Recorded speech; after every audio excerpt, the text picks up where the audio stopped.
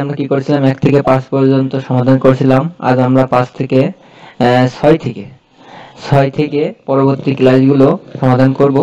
আমরা দেখি এখানে কিন্তু আমাদের 6 নম্বরে 3টে চিত্র দেওয়া আছে। আমাদের চিত্র 3টে আগে জানতে হবে কি, তারপরে আমাদের সমাধানটা করতে হবে। আমরা জানি কি ইন্টারনেট নির্ভর কম্পিউটিং কে কি বলা হয়? Cloud computing. ঠিক আছে। আমরা খ নম্বরটা দেখি। খ নম্বরটা রয়েছে 9600 বিপিএস। আমরা তো 9600 বিপিএস মানে সহজেই জানি যেটা ভয়েস ব্যান্ড। এখানে ভয়েস ব্যান্ড সম্পর্কে আলোচনা করলে কিন্তু আমাদের সমাধানটা হয়ে যাবে।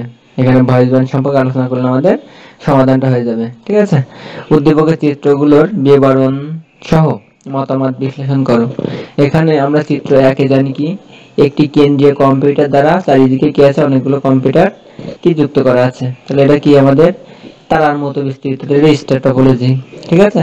এই যে কেন্দ্রীয় কম্পিউটার এটাকে বলা হয় হোস্ট কম্পিউটার। কি বলা হয়?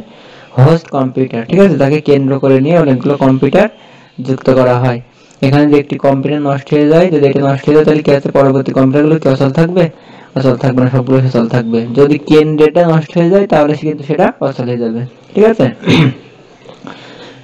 আমরা চিত্র 2 নম্বরটা দেখি। 2 নম্বর চিত্র আছে আমাদের স্টার রিং টপোলজি। একটি তারের সাথে কম্পিউটারগুলো কি আছে? বৃত্তাকারে বা গোলাকারে বা রিং আকারে যুক্ত আছে, তখন থেকে কি বলা হয়?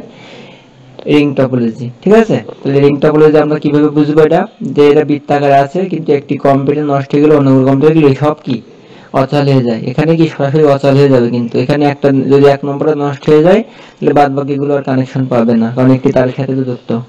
ঠিক আছে। আর 3 নম্বর চিত্র একই, কিন্তু একটি তারের সাথে অনেকগুলো কম্পিউটার যুক্ত থাকে, কিন্তু একটি কম্পিউটার নষ্ট হয়ে গেলে অন্য কম্পিউটারে কোনো প্রভাব পড়ে না। সেটা হচ্ছে বাস টপোলজি। বাস টপোলজি আমরা সবসময় জানি যে এই চিত্রগুলোর মধ্যে যখন তোমার বলবে যেখানে ঘ নম্বরে দেওয়া আছে যে কোনটা সুবিধাজনক, এখানে সুবিধাজনক, দামে কম, সস্তা, ঠিক আছে, সবগুলোই কি বাস টপোলজি লিখতে হবে। কিন্তু আমরা যদি সরাসরি বাস টপোলজি লিখে তাহলে কিন্তু আমরা কাটা মার্কটা পেয়ে যাব, মানে পূর্ণ মার্ক পাবো এক কথায় এখানে।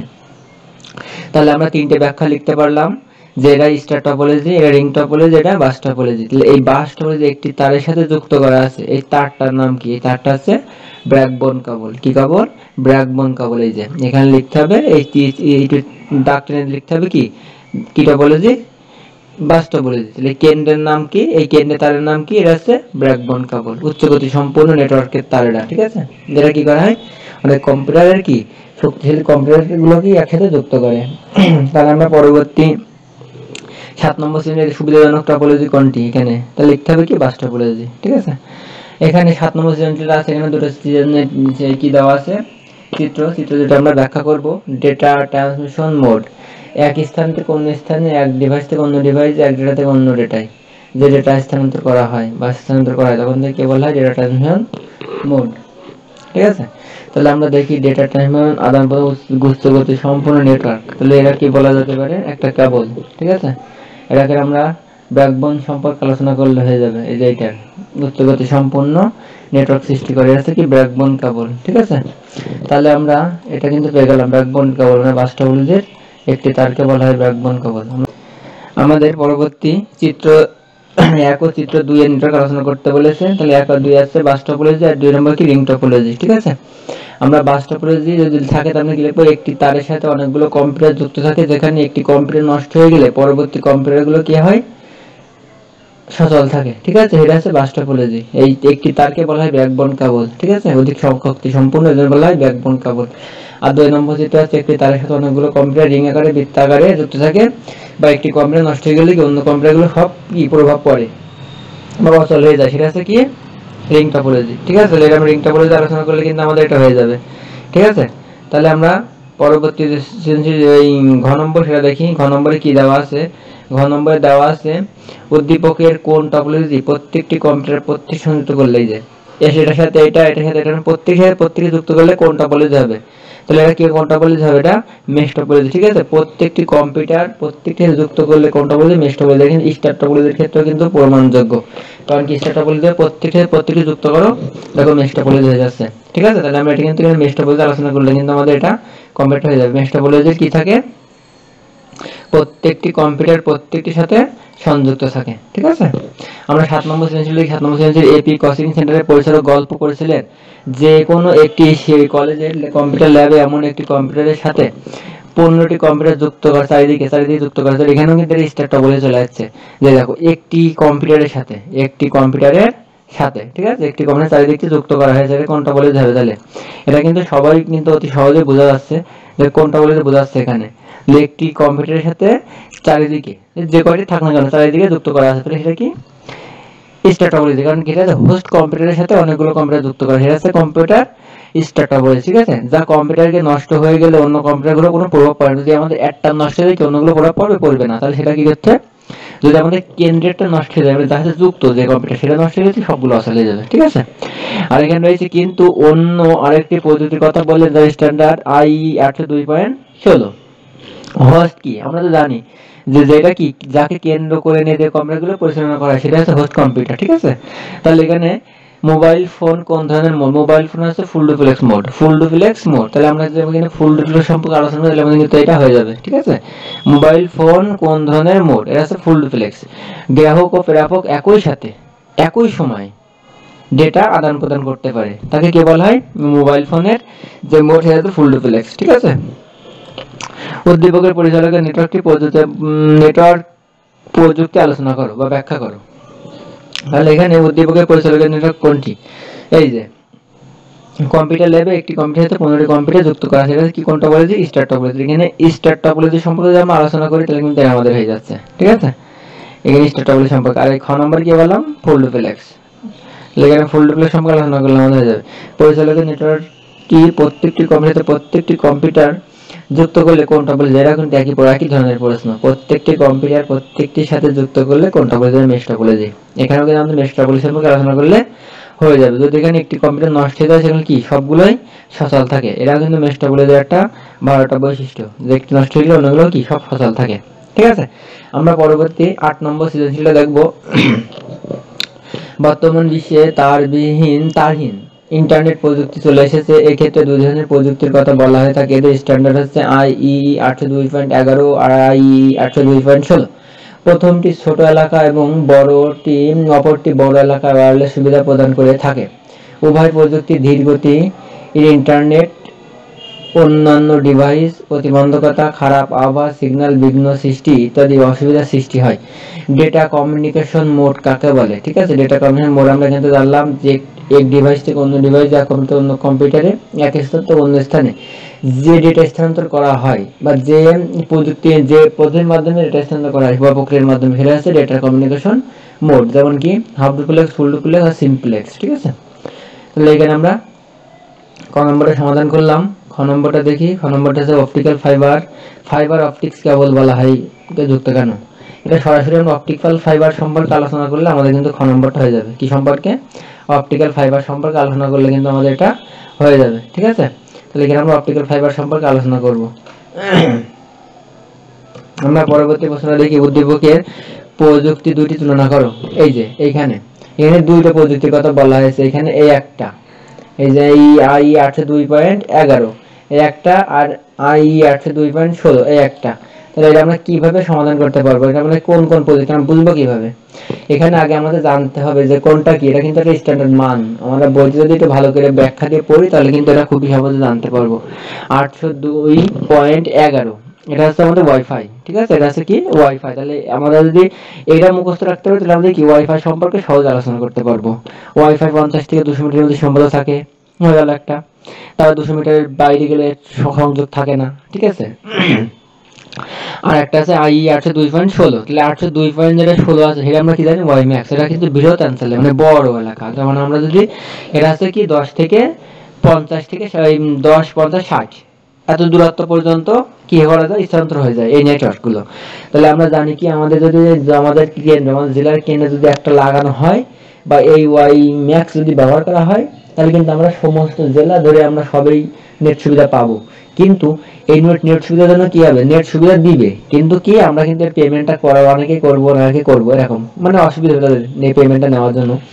যার জন্য এই প্রযুক্তি কিভাবে আছে ভেঙে ভেঙে আমাদের এলাকায় বিস্তৃত করা হয়েছে। যেমন কি জেলা থেকে এই কেন্দ্রে ওয়াই ম্যাক্স আকারে আছে জেলায়, কিন্তু জেলা থেকে কি করেছে বিভিন্ন উপজেলায় শাখা প্রশাখা ভাবে ডিলার নিয়ে ভাগ করে দেওয়া হয়েছে। সেখান থেকে কি আবার ইউনিয়ন ভাগ করা হয়েছে, ইউনিয়ন ভাগ করে কি সেখানে ডিলার নিয়ে সেই টাকাগুলো কি মানে প্রতিটা গ্রাহকের বাসায় বাসায় যে টাকাটা তোলা হয়, এই যে সুবিধা, এটা হচ্ছে ওয়াইফাই। ঠিক আছে, আর এটা ওয়াই ম্যাক্স, এটা হচ্ছে পাহাড়ি অঞ্চলে। এই পাহাড়ি অঞ্চলে ব্যবহার করার কারণ আছে, সেটা আছে কি মানে যে কোনো জায়গায় ব্যবহার করলে এটা কি পেতে পারে, এক কথায় পাহাড়ি অঞ্চল তো যেখানে অসুবিধা হয়। ঠিক আছে, যার কারণে এটা ব্যবহার করা হয়। আমরা পরবর্তী ঘ নম্বর সৃজনশীল দেখবো। ঘ নম্বর সৃজনশীল আমাদের কি দেওয়া আছে? ঘ নম্বর সৃজনশীল দেওয়া আছে উদ্দীপকে উল্লেখিত সমস্যা সমাধানের জন্য এনে কোন প্রযুক্তি ব্যবহার করলে ইন্টারনেট বিঘ্ন সেবা পাওয়া সম্ভব। ঠিক আছে, এখানে কোন ধরনের ওয়্যারলেস ব্যবহার করলে আমাদের সম্ভব হবে সেটা আমরা সবাই জানি, যে এখানে যে কোনো একটা ব্যবহার করা যাবে নেটওয়ার্ক। এখানে কিন্তু ওয়াই ম্যাক্স সবথেকে গুরুত্বপূর্ণ। ঠিক আছে, ওয়াই ম্যাক্স সম্পর্কে আমরা যদি এখানে আলোচনা করি তাহলে কিন্তু আমাদের হয়ে যাবে। ঠিক আছে, তাহলে এখানে আমাদের ওয়াই ম্যাক্স সম্পর্কে আলোচনা করব